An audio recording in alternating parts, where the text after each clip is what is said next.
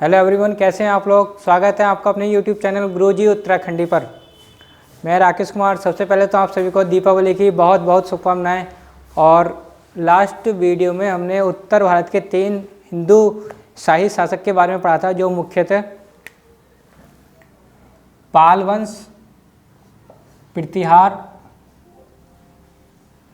और राष्ट्रकूट। इन 3 वंश के शासक के बारे में जाना था लास्ट वीडियो में, और जिसमें कि पाल वंश था, उत्तर भारत के शासक थे। इसके बाद जैसे कहा जाता है कि 1000 ईस्वी से 1100 ईस्वी तक भारत में बहुत सारा कला का विकास हुआ, बहुत सारे मंदिरों का निर्माण हुआ, जिसमें कि सबसे ज़्यादा लगभग 70 मंदिरों का निर्माण तमिलनाडु दक्षिण भारत में हुआ था, जिससे कि सबसे ज़्यादा जो सोने का उपयोग बहुत होता था। भारत को सोने की चिड़िया के नाम से जाना जाता था, क्योंकि जो मंदिर में मूर्तियाँ बनती थी, छत्र बनते थे, मंदिर के कलश होते थे, वो सारी चीज़ें सोने से निर्मित होती थी। तो उस समय सोने का बहुत प्रयोग होता था, बहुत ज़्यादा सोना था।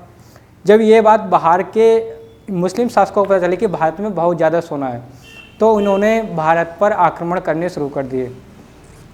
लगभग 712 ईस्वी में जो भारत पर सबसे पहला आक्रमण हुआ था, उसकी बात करें तो 712 ईस्वी में मोहम्मद बिन कासिम एक मुस्लिम शासक थे, अरब। ये अरब से आए थे। अरबों का आक्रमण सबसे पहले हुआ था भारत पर। जो अरबी लोग थे, अरब से आए थे, उन्होंने सबसे पहले आक्रमण किया। इसकी जानकारी मिलती है हमें,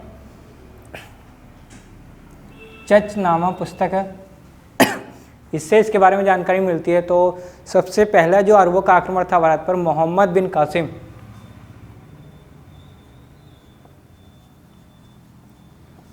मोहम्मद बिन कासिम ये अरबी थे। इन्होंने सबसे पहले भारत पर आक्रमण किया, और जो इन्होंने आक्रमण किया, ये जो क्षेत्र पड़ता है भारत का, जिसमें कि मुख्यतः ये बलूचिस्तान और सिंध प्रांत जो पड़ता है, वहाँ से इन्होंने आक्रमण किया। सिंध क्षेत्र में इन्होंने कब्जा कर लिया। जो भारत का सिंध प्रांत था, वहाँ पर इन्होंने आक्रमण किया और कब्जा कर लिया। सिंध के उस समय राजा थे दाहिर। ये हिंदू वंश के राजा थे। इन्होंने इनको पराजित किया और भारत के सिंध प्रांत पर कब्जा कर लिया। मोहम्मद बिन कासिम ने सबसे पहले भारत पर अरबों ने आक्रमण किया, जिसमें कि मोहम्मद बिन कासिम थे। लगभग 712 ईस्वी में इन्होंने सिंध पर कब्जा कर लिया। सिंध पर उस समय राजा थे दाहिर, जिनके साथ इनका युद्ध हुआ, और ये युद्ध देवल बंदरगाह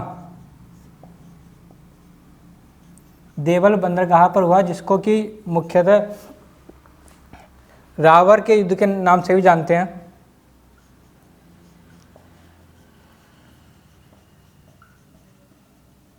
जो ये युद्ध हुआ था मोहम्मद बिन कासिम और दाहिर के बीच, ये देवल बंदरगाह पर हुआ था, और इसको रावर का युद्ध के नाम से भी जानते हैं। इन्होंने मोहम्मद बिन कासिम ने भारत के सिंध प्रांत पर आक्रमण करके कब्जा कर लिया, और वहाँ पर ये शासन करने लगे।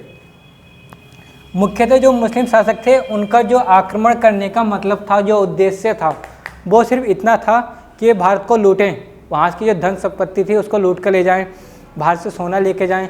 इसी उद्देश्य से ये लोग आक्रमण करते थे। मोहम्मद बिन कासिम ने पहला आक्रमण किया और इन्होंने सिंध प्रांत पर कब्जा कर लिया। सिंध में सबसे पहले जब इन्होंने कब्जा कर लिया, मुस्लिम शासक वहाँ पर आ गए अरबों के, तो इन्होंने सबसे पहले खजूर की खेती शुरू की, और ऊँट पालन इन्होंने वहाँ पर शुरू कर दिया। ये बात हुई सिंध प्रांत की।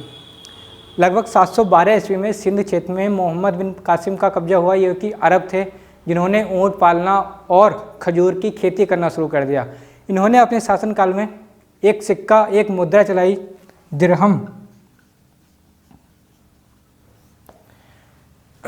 दिरहम नाम का इन्होंने सिक्का चलाया, जो मुद्रा थी। मोहम्मद बिन कासिम ने 712 ईस्वी में भारत पर आक्रमण करने के बाद भारत में सिंध प्रांत में खजूर की खेती और ऊँटों का पालन शुरू किया, तथा दिरहम नामक की मुद्रा चलाई। इनके बाद इनका जो मुख्य उद्देश्य था भारत को लूटना था, भारत की संपत्ति को लूटना था। इस आक्रमण के बाद जो फिर तुर्कों के आक्रमण शुरू हो गए। जो अरब का जो पहला आक्रमण था वो मोहम्मद बिन कासिम का था। इन्होंने भारत पर आक्रमण किया, वहाँ की संपत्ति को लूटा। उसके बाद तुर्कों के आक्रमण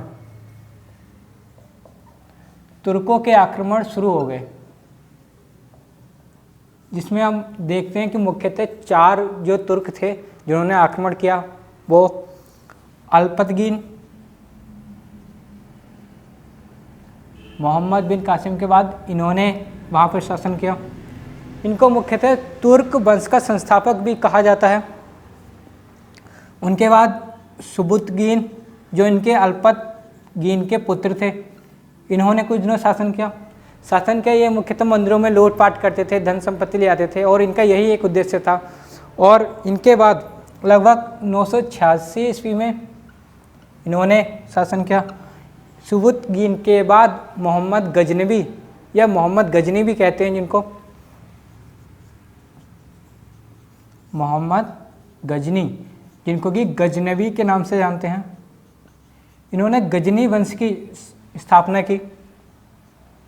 और गजनी एक क्षेत्र था, उस समय एक प्रांत था जहाँ पर ये लोग शासन करते थे। मोहम्मद गजनवी के बारे में ऐसा कहा जाता है कि लगभग 1000 से लेकर 1027 ईस्वी तक इन्होंने भारत पर 17 बार आक्रमण किए। और ये आक्रमण इन्होंने सिर्फ मंदिरों को तहस नहस करने के लिए, मंदिरों को लूटने के लिए, वहाँ की संपत्ति को लूटने के लिए किए। 16वीं बार में जो इनका आक्रमण हुआ था गजनवी का, वो उन्होंने सोमनाथ मंदिर पर किया।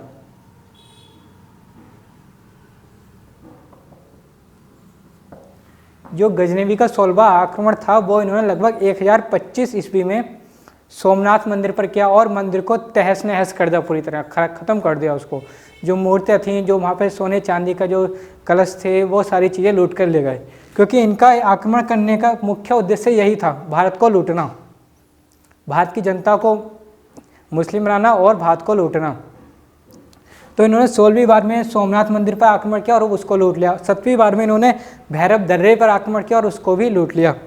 इनके बाद नंबर 4थे शासक हुए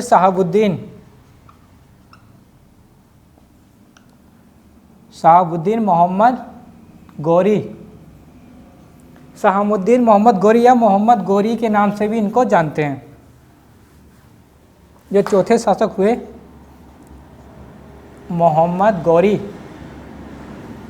के नाम से इनको जानते हैं। शहाबुद्दीन मोहम्मद गौरी इनका नाम था पूरा। इन्होंने आक्रमण किया और जो इन्होंने अरबों ने आक्रमण किया था, जो ये तुर्क आक्रमण थे, इन्होंने अपने शासनकाल में एक कर शुरू किया जिसको जजिया कर कहते थे ये लोग। जजिया नाम का इन्होंने कर शुरू किया। जजिया कर में मुख्यतः क्या होता था कि जो लोग मुस्लिम थे उनसे ये लोग कर नहीं लेते थे, जबकि जो हिंदू लोग थे उनसे धार्मिक कर लिया जाता था। इनका एक ही मत होता था कि या तो धर्म परिवर्तन करके मुस्लिम हो जाओ तो तुम्हारा कर जो है माफ़ हो जाएगा, या फिर जजिया कर देना पड़ता था। तो इन्होंने अरबों ने सबसे पहले जजिया कर की शुरुआत की, सिंध प्रांत में हुई थी ये भी।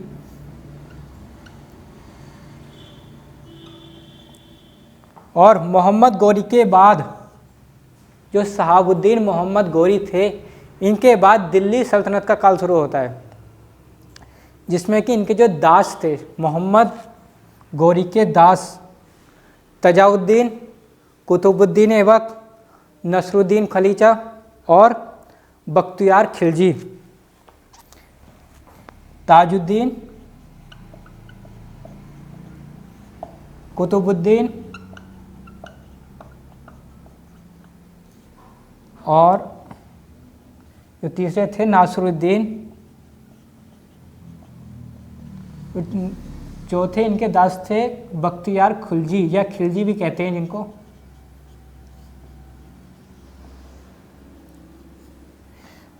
मोहम्मद गौरी के बाद इन चारों ने शासन करना शुरू किया, जो मुख्यतः बंगाल, लाहौर, दिल्ली, गजनी और उच्च क्षेत्र में ये लोग शासन करते थे। ये चारों मोहम्मद गौरी के दास थे और जो उत्तराधिकारी था मोहम्मद गौरी का वो कुतुबुद्दीन ऐबक, जो कि दिल्ली का सुल्तान बना और सबसे पहले जो सुल्तान की पद्धति धारण की थी वो मोहम्मद गजनी ने धारण की थी। सुल्तान की पदवी, यहाँ से सुल्तान का पद शुरू हो गया था। मोहम्मद गजनी ने सबसे पहले सुल्तान की पदवी धारण की, जो कि बगदाद से मुख्यतः माना जाता है कि बगदाद से वहाँ से इन्होंने देख के ली थी, वहाँ के शासनकाल के समय से। तो ये थे मध्यकालीन भारत के कुछ अरब और तुर्कों के आक्रमण। इसके बाद लगभग 1100 ईस्वी के बाद इन्होंने दूसरे क्षेत्रों पर हिंदू शाही राजाओं के साथ आक्रमण शुरू कर दिए। नीचे वाला कोई नहीं, जो हिंदू शाही राजा थे उनके साथ इन्होंने आक्रमण शुरू कर दिए और जो मुख्यतः महोबा का युद्ध, चंदावर का युद्ध और पानीपत का प्रथम और द्वितीय युद्ध, तराइन का युद्ध, इन नाम से जाना जाता है, जो 1191 और 1192 हुई थी। जो ये दोनों लड़ाई तराइन का युद्ध के नाम से जानते हैं, और इससे पहले महोबा का युद्ध और चंदावर का युद्ध भी हुआ। तो अगली वीडियो में हम इन युद्ध के बारे में विस्तार से जानेंगे। ये युद्ध हुए थे किन घाटी के समीप हुए थे या किन किन राजाओं के बीच हुए थे, और इनमें मुख्यतः किन राजाओं की हार हुई थी और किन का वहाँ पर शासन लागू हुआ। तो इस बारे में जानेंगे हम अगली वीडियो में। आज के लिए इतना ही, धन्यवाद।